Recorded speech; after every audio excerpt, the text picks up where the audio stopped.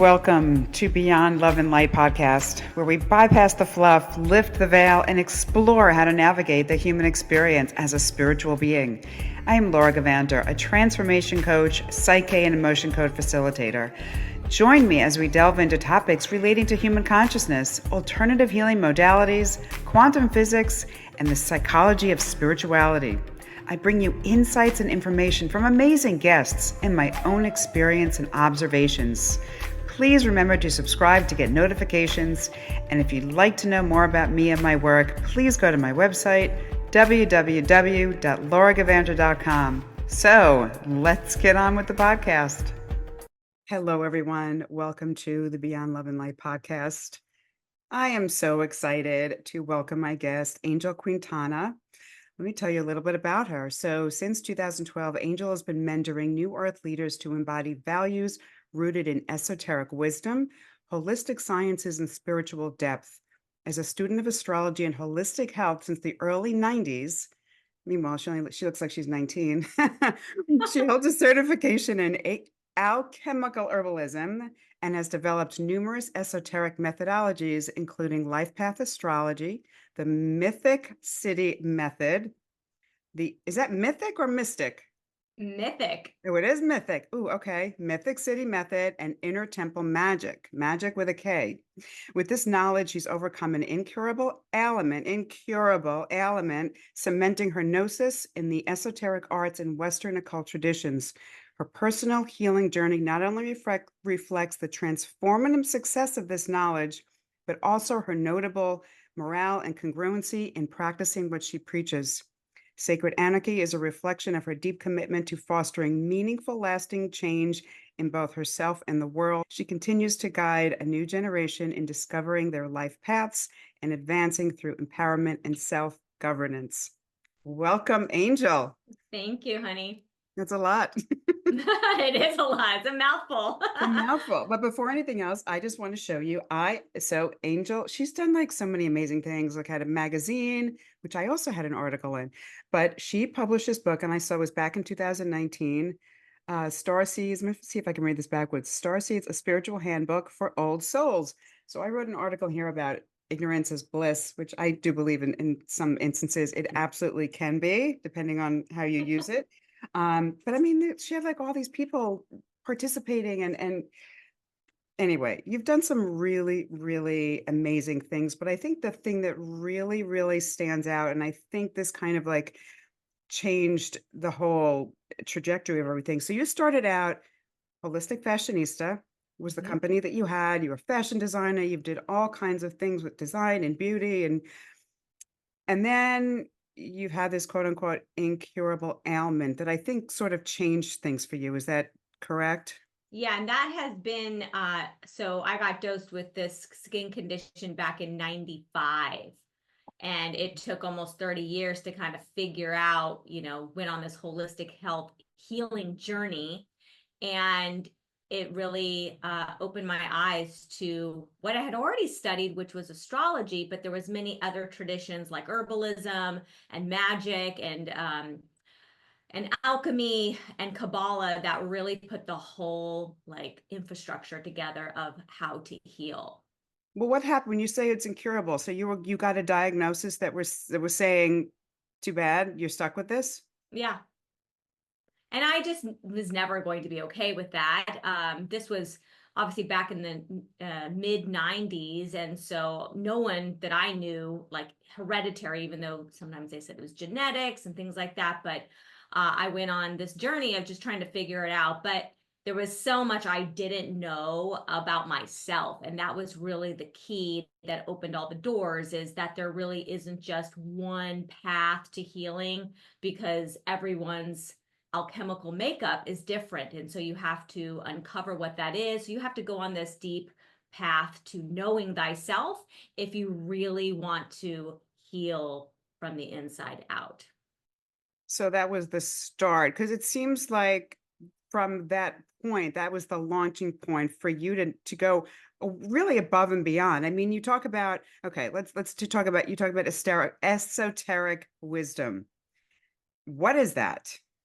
So esoteric wisdom is basically an inner knowing. So a lot of us are conditioned, subconsciously programmed to just believe the science, if you will, to only look in the places that are credible.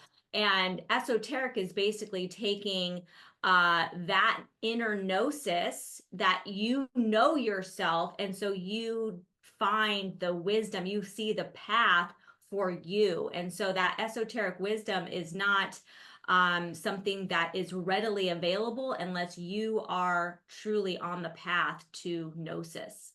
Okay, so how does someone sees this and says, "Great, I want that." What's the first step? How do they do it? Because it does sound for the average person, this is like, what are you talking about? Like, I mean, I understand it Yeah. because, I've kind of always sort of had that, Well, but I will say that, I'm the last person that I would have thought maybe would have been on this journey. I am a very, very practical, logical, analytical person. If mm, I was going to bring in astrology, I've got a lot of Virgo, a lot of Mercury, and a lot of Capricorn. So there's just this slow learner. So if anybody out there has a lot of Earth energy, we're kind of slow to get there. So a lot even of though earth. that's what I'm saying. So you get it. So it sounds a little out there, but when you've exhausted all of your choices and your avenues and you still don't have the life you want, you don't have the health you desire, you don't have the relationship you want, then you start asking different questions. So the majority of us who have been programmed to this lower frequency, and I'm just going to call this the lower self. And it's not that the lower self is bad, because it encompasses our five senses. That's where we get our instincts. We even get willpower. Those are all like part of our lower faculties. And the higher faculties is what needs to be bridged into. So if you think about like the six-pointed star, the bottom part of the star, which would look like a little chalice, that would, you could think of that as like the lower faculties, and then the water element, and then the higher faculties being the fire triangle. If you put both of those two together, you would end up with the six-pointed star. So the goal for gnosis is to take those lower faculties, that lower self, and integrate it with the higher self, that fire element, so that the fire and the water elements within you come together, and that creates a knowledge that is not read in books. In fact, when you read books, when you have integrated these two elements, you start to read between the lines. You start to know things without knowing it, without just reading it. You have like this internal signal, this internal guiding light. So just as the lower faculties, we get instincts like, oh, somebody's following me, right? That would be the lower self, like protecting you and then going, okay, take a right turn, look over your back. Like that would be the lower faculty, like protecting you. But the higher faculty, for an example, that would be that your intuition, like, you know what, I'm just not even going to take that road to begin with, because I feel energetically like there's Mhm. something just like not right. And so you would Right. even go that way. So you wouldn't even need the instinct at that point, because you didn't take that path. Does that make sense? Right. Yes, absolutely. But I wonder how much of this was just innately who you were, that maybe there was some, you just kind of weren't open to it. Because I've always had a very strong gnosis ever since I was very, very young, which didn't really make sense. Why would a 10-year-old just know this? No one told me, nobody, showed me, but I know it. There was a very strong knowing. And then I just thought that, okay, that's just the way I am, which it was. And it's definitely served me. And I have very strong intuition. But for people that don't have it, it still is very foreign to them. And I would imagine that obviously this was something that was part of you, but you were ready to kind of explore it more deeply. Would you agree with that? So, I've always kind of had this like rebellious attitude Mhm. to kind of go against the grain. I mean, I moved to San Francisco at the age of 18 with $75 and just a will to succeed. I wanted to run with the misfits. I just wanted to explore. Mm. And so this explorative nature, kind of brought me all these different circumstances. But it wasn't until, being diagnosed with something that literally covered my entire body that I mean, my ego was like, had a checking point, like, wow, like you don't look good naked anymore, like, so there was this like kind of internal battlefield. And everyone who is on the path to betterment is going to have to face their shadows. And it really doesn't matter if you're born with it, with a gnosis or not. Like, you're going to have to go through things in your life, because that's part of life. Life isn't supposed to be smooth sailing. It's supposed to be a place to learn and to grow and to learn from our lessons. And so that was part of my dark night of the soul, which I think lasted more than 20 years, because it just took me that long to like get it. And sometimes getting it is not about like that there's something wrong with you, but there's deeper lessons, and that those deeper lessons are what lead you to what I call your life path. And that's really was the foundation of everything, of like your struggles, your challenges. And even if you've been dealt like the hardest hand, it is part of the whole journey. And it is your job to put those puzzle pieces together to figure out, well, this can't be happening for nothing. I can't be going through hell for nothing. So what is this trying to show me? Just so people just have because people hear occult and it sounds scary. What is your definition of the occult? Or what? So it's for those who are on the path to esoteric knowledge. So they want to know themselves, and the occult traditions are there for those who have raised their hand and say and really are saying, I want to know what is not readily available unless you're ready to know. So it's really, and not to sound elitist about it, but it's really for a specific type of individual who's on a path, and that path is really just to improve themselves. So the occult really just means hidden. It's hidden knowledge, and it's really for those who want to take the path of self-initiation. So just tell us something. Okay, you talked about the life path astrology. What's the mythic city method? Oh my gosh. So I think it was in 2023. It was actually around this time of year. It was like during almost my solar return.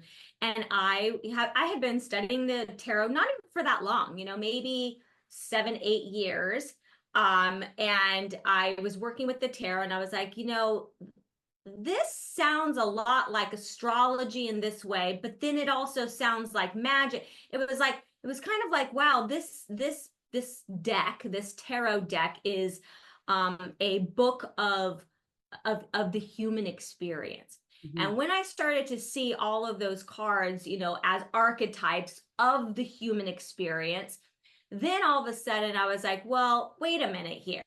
If the 22 major arcana cards are they are the major life lessons, right, that we're going to experience, then what are the court cards? And the court cards, they ended up through my research, they are the deacons in astrology. So I was like, whoa, whoa, whoa, whoa, whoa. Wait a minute. So what does that mean? So I kept digging and thinking, and just like, wait, there's something here. And I wasn't quite sure what it was. But it was basically that you could take, so what I do in the Mythic City is I take your birth chart, and then instead of just looking at where the planets are placed or which signs are in which planets or in which signs and so forth, we look at the degree. And the degree are showing us what decan the zodiac sign is in. So like, for instance, like I'm 0 degrees Capricorn for my sun sign, 0 degrees. I'm the first decan of Capricorn for my sun sign. And you could do that for all the planets. Well, when you understand the decans of those placements, you can correspond them to the minor arcana cards. So then I started asking, well, what do the minor arcana cards represent if the major arcana are these major, like, whoa, if you pull a major card, it's like it's something major that you're going through, that your energy is like trying to get your attention.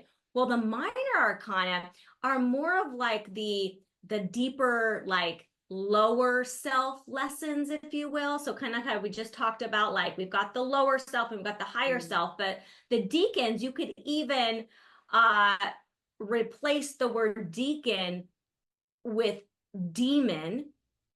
Mm-hmm. And those minor arcana cards are now teaching you about these areas, these angles, right? The degrees in astrology are angles. The angles, like you know how people like, she's got some rough edges, you know? That's what the minor arcana. So then I was like, okay, wait, I'm going to do this for myself. I was blown away. And I found my ruler, which was the 10 of Pentacles, which just like blew my mind anyway, because I'm such a little worker bee.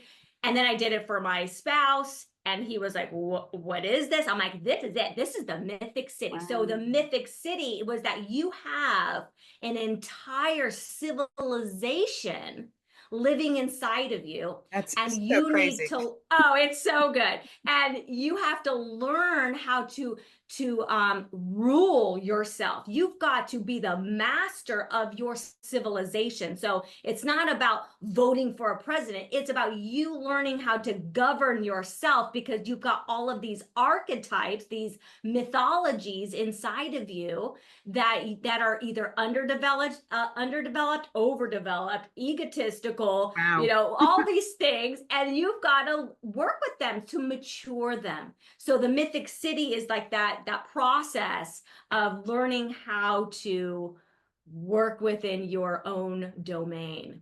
So you actually do these, you offer this for wow. Yeah, so that I have one session available on the occultchateau.com, but it's actually like a 9 session. We go through the 7 planets, we go through your angels. There's like a bunch of other things that I've included in that.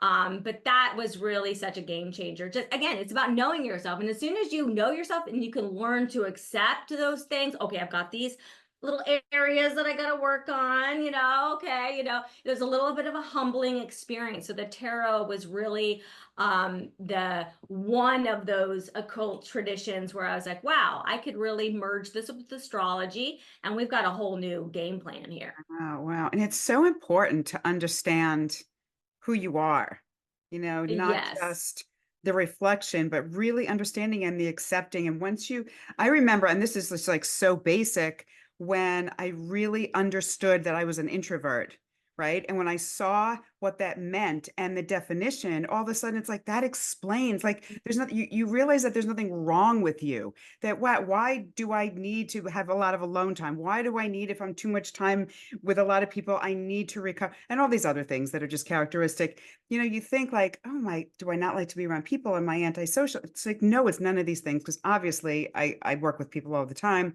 I'm very social. I love being with people. But when you understand how you recharge your energy, that you need this alone time and you honor it, it changes everything. So, I mean, that's just such a basic thing. But I remember when I had that understanding of what that really meant and just honoring that, how important it is. Yes. So it seems like what you do is just like 10 levels even beyond that. Yeah, that's so wild. So let's talk a little bit about Sacred Anarchy. Like, first of all, I love the name. Where did that come from? And because that's kind of like the foundation, right, of Yeah. what you're doing right now. Yeah, so that's basically like the movement. The movement is to get people to realize, one, that anarchy is not a political um, movement. It is a spiritual one. And so the sacred is really letting people know that that's what anarchy really is. Because if you start going down the anarchy road, you're going to see that a lot of people that identify, which the ego loves to identify as something, the people that consider themselves anarchists are really still looking outside of themselves. They're still like trying to rebel against something. They're trying to prove something. And so when you go inward and make anarchy an inner journey, all of a sudden you start to have a much different experience with life, where like it's no longer, who's going to help me. It's like, how am I going to help myself? It's no longer voting for a ruler. It's about ruling yourself. It's about taking full 100% responsibility for your health, for your mind, for your relationships, and taking all of that into consideration really gets you on the path of not only knowing yourself, but honoring that you are here for a very specific purpose. So as I mentioned at the beginning of our call, you weren't dealt this hand for nothing. And you can be a victim of it all day long. But if you want to know your purpose, you're going to have to go and figure out, well, why was that health condition so pivotal? Why did it last so long? Right. And so it took me on this whole journey. So if you're willing to go down the journey of taking full responsibility, which is what sovereignty is, I was it's going to not say, about yeah, I was going to say the difference between anarchy and sovereignty they seem very similar. similar. Yeah. So we talk a lot about like sovereignty on the Sacred Anarchy podcast from maybe the exoteric perspective, where, anarchy from an exoteric is really like, no government is going to rule me, but it's not saying that I rule myself. It still has this political jargon where people are still like in these debates, and it's still coming from ego. Where sacred anarchy is like, we've learned to quiet the ego, knowing it has a time and a place and it has a purpose there, but we've got to integrate the higher faculties, bring those together, and have you working harmoniously within you. And when you do that, that's when you're doing inner temple magic. You're basically have integrated the higher and lower. Now you are a creator. You're no longer a victim. You're no longer waiting for things to happen. Everything is instantaneously, because you know that the universe is mental and the universe is inside of you, because you are a microcosm. You are an entire civilization that is mirroring the macro. So you have an entire solar system. As I mentioned, you've got the whole birth chart, right, with all the archetypes. So they're mirroring down. The plants are all ruled by celestial beings. So in herbal alchemy, you'll see, like horsetail is ruled by Saturn. So you're going to see that everything has a rulership, because you are nature. And as soon as you recognize that you are nature, it is then you will know that you are creating your own reality.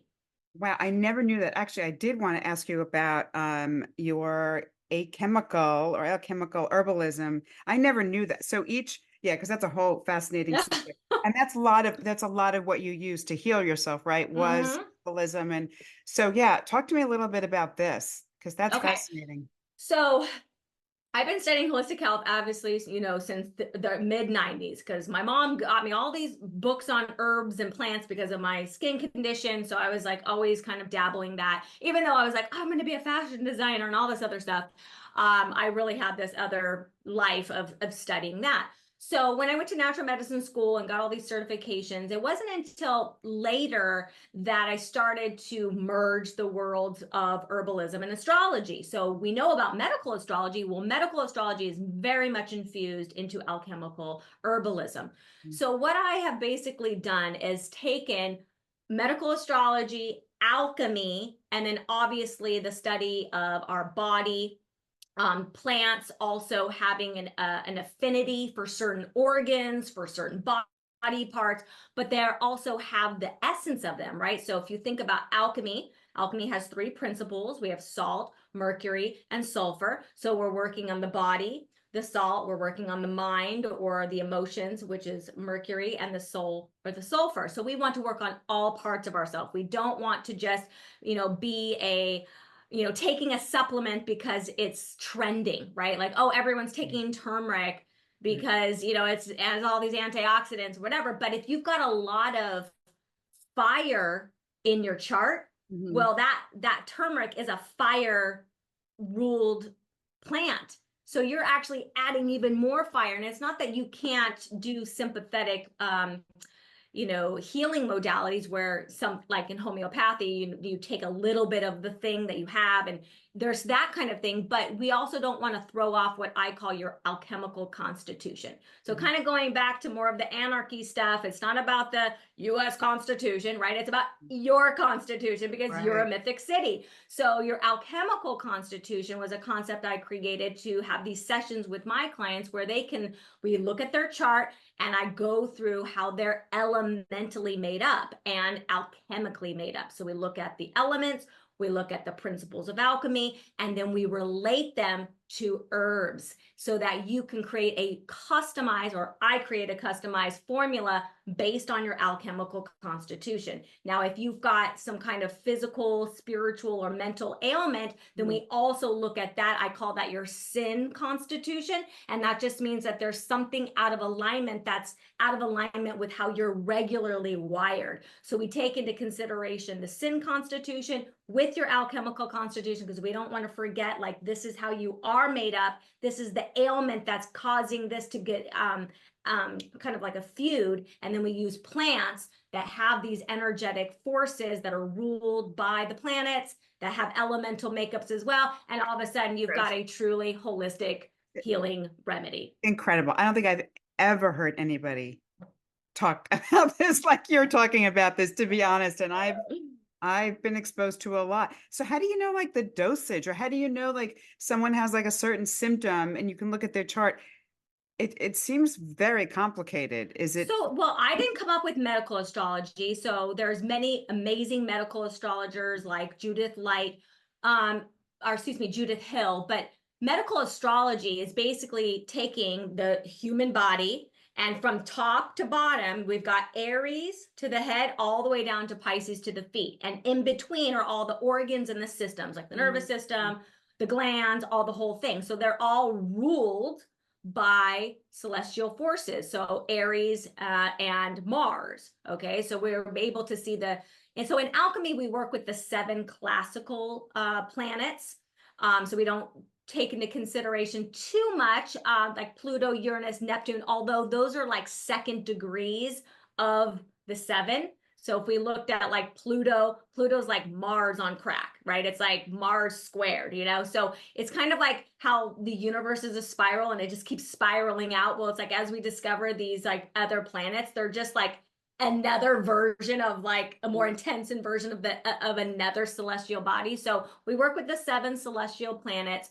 And so plants, they have personalities, right? They grow in certain environments, just like we grow up in certain environments, right? That some require a lot more sunlight than others. So the nutrients, and all of a sudden we are able to see, even through their expression, like a rose has a very like a presence to her, you just can't even miss her, like there's this fire element to her, but she's got those thorns, but she's real particular. You got to like have the right soil. She's a little stuck up a little bit. Like, I need the right soil. I need this much sunlight. So you start to see that, I call them your alchemical plant doctors, which I just taught a course on this, where like you find your soul plants. You find the planets that actually like mimic like how you're wired, because all of a sudden you start to like learn from it, like to bring you back to your natural state. So there's a lot to it, but basically knowing yourself and then finding those plants that are so much like you, that are going to bring you back to that natural, harmonious, homeostasis within is the point of alchemical herbalism. Beautiful explanation. Yeah, and so many people don't realize that the consciousness that's in absolutely everything, and the wisdom of plants and flowers and the essences are just, they're magical. And most people just think, oh, they're pretty. Well, we've been taught, kind of the exoteric definition of alchemy is just like, oh, turning lead into gold. Right. And, historically there are, stories of that happening, but from a practical standpoint, which happens to be, my area of like, how can we practically implement the esoteric traditions? And so in herbalism, it is called a spagyric.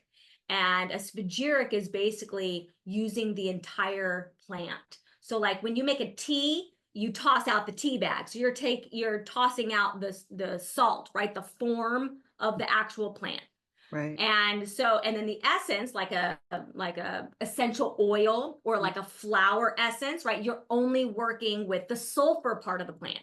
But as spagyric, you're working with all three parts of the plant, the entire thing, and you're using all four of the elements to break it down and then using that as your medicine. So when we're talking about turning lead into gold, we're transforming the plant, we're detoxifying it, we're purifying it, putting it back together, right? Solve et coagula, and then that becomes the medicine. And then you can actually consume the plant in all of its medicinal properties. So fascinating. Incredible. I'm so impressed with your knowledge. I didn't, I mean, I knew you knew. We're just like, but this is just next level. Oh my God. Thank you so much for sharing all this. It's so fascinating. It's Uh, nice to be able to talk to somebody about it. I know, I'm sure it is. Well, I'd love to know. Okay, so let's shift gears a little bit and just talk Okay. about what is going on, not only on the planet, but actually in the bigger scheme of things. Huge shift in human consciousness. Mm. Huge shit is happening on the planet and elsewhere. And I'd love to know how you personally are navigating through this time, just like the last 4 years, or Mm. just like understanding there's a lot of influences that are being put upon humanity, as have been for many years. So I'd Yeah. love to know how you kind of navigate. You're a human, you're in this dense physical body right now, and how you are navigating this time. So I guess a few things, but the first thing I'll bring up is that, a lot of people have probably heard this like jumping timelines. Right. We've kind of heard this concept before. I think the way that I've interpreted that is through this concept of creating a parallel society. So basically, Sacred Anarchy is the parallel society that I've created. That's basically, look, like it's the individuals that are like, I am going to take personal responsibility for myself. And Mhm. when I do that, all of a sudden I lean less on the structures that have already been set in place that they want to be leaned on, right? So like the medical system wants you to lean on it. The government wants you to lean on that. So as you start to take full responsibility yourself, you automatically start to like remove yourself from the system, the old system or the old timeline, and you'll enter into a new one, right? Mm. And then you start to build in that level of consciousness. Well, obviously, other people are joining in that level of consciousness, and they too are starting to build momentum around that. So anyone that is, ready to truly take full responsibility, they enter into this new timeline.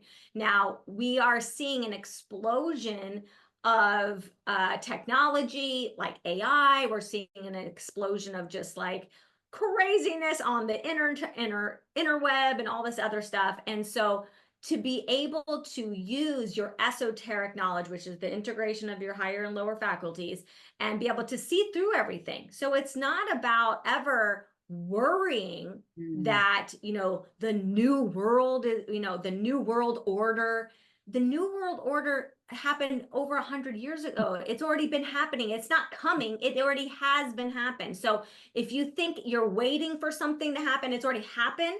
So that way you're never using your mind to create Right. and evolve that timeline. If you know that you are a creator, which you are, then all of a sudden you can use that mind, right? The universe is mental, and create what it is that you want. But you would have to start to detach from the old program in order to do that. So for me, I am not in the system.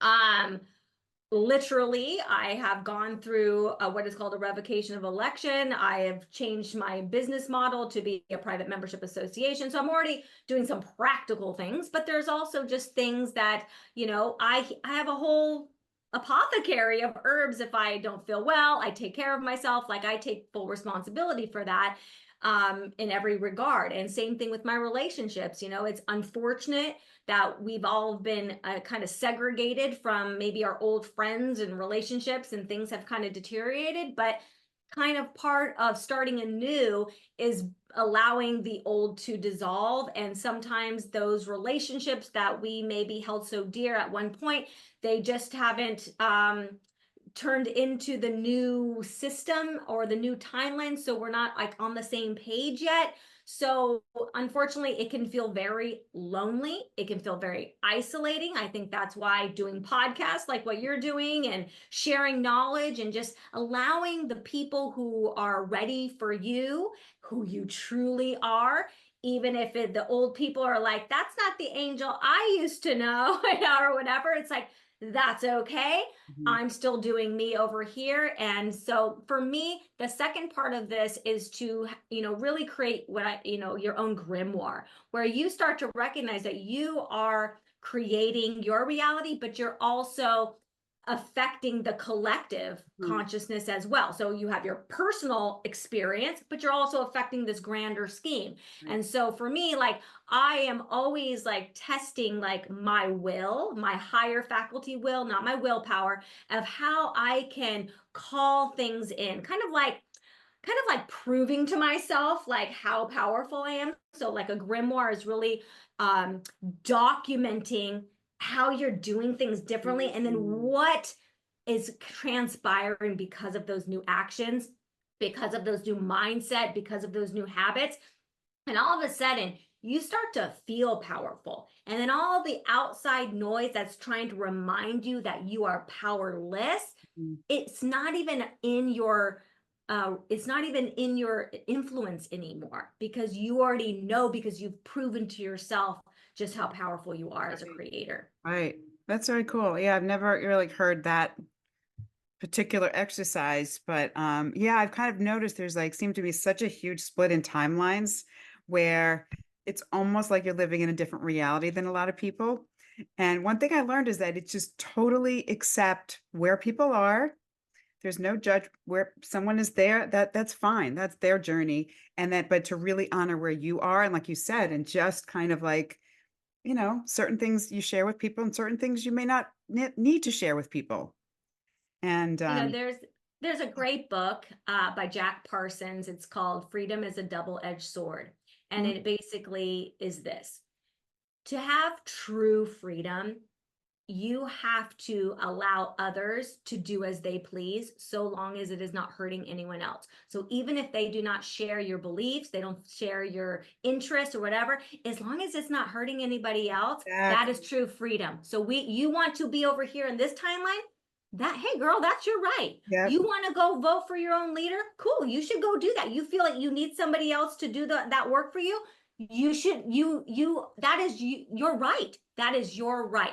But it is also my right to, I don't need any leaders. I don't want that for me. So it's actually, if you think about it, to, vote for a leader is kind of inflicting violence, because you're basically saying that someone else who doesn't want that has to be led by that.